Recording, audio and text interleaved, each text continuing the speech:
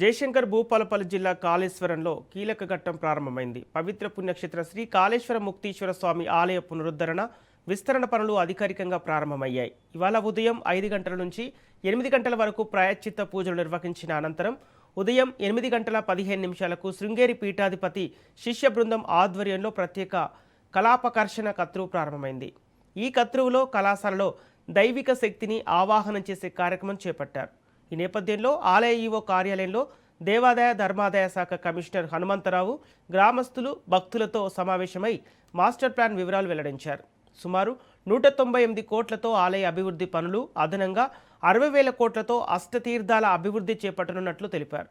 ఆలయ విస్తరణ పూర్తయిన తర్వాతే ఒకసారి సుమారు 25,000 మంది భక్తులు దర్శనం చేసుకునేలా ప్రణాళిక రూపొందించినట్లు అధికారులు వెల్లడించారు. అలాగే 2027 మే నాటికి తొలి దశ పనులు పూర్తి చేయటమే లక్ష్యంగా నిర్ణయించగా జూన్ మాసంలో కుంభాభిషేకం నిర్వహించేందుకు ప్రణాళికలు రూపొందిస్తున్నారు.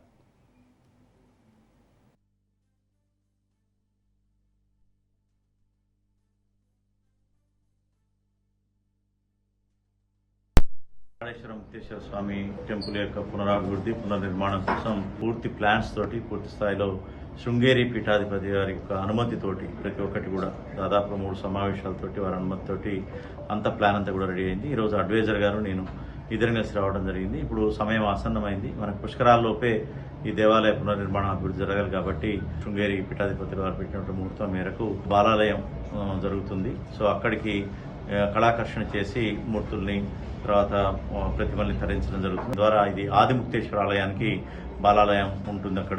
అక్కడ స్వామివారిని దర్శించుకోవాలని భక్తులు కూడా విజ్ఞప్తి. అదేవిధంగా 198 కోట్ల ప్లాన్లో అద్భుతమైన సౌకర్యాలతో 4 రాజగోపురాలతో ఎక్కడా లేని విధంగా మనకు తూర్పు రాజగోపురం అయితే ఉందో 108 ఫీట్ల పైబడి ఇది స్వామివారి యొక్క శృంగేరి స్వామివారి యొక్క అనుజ్ఞ మేరకు వారి శ్రీముఖం మేరకు ఇది 108 ఫీట్ల పైబడి ఉండాలని చెప్పి నిర్ణయంతో చేయటం.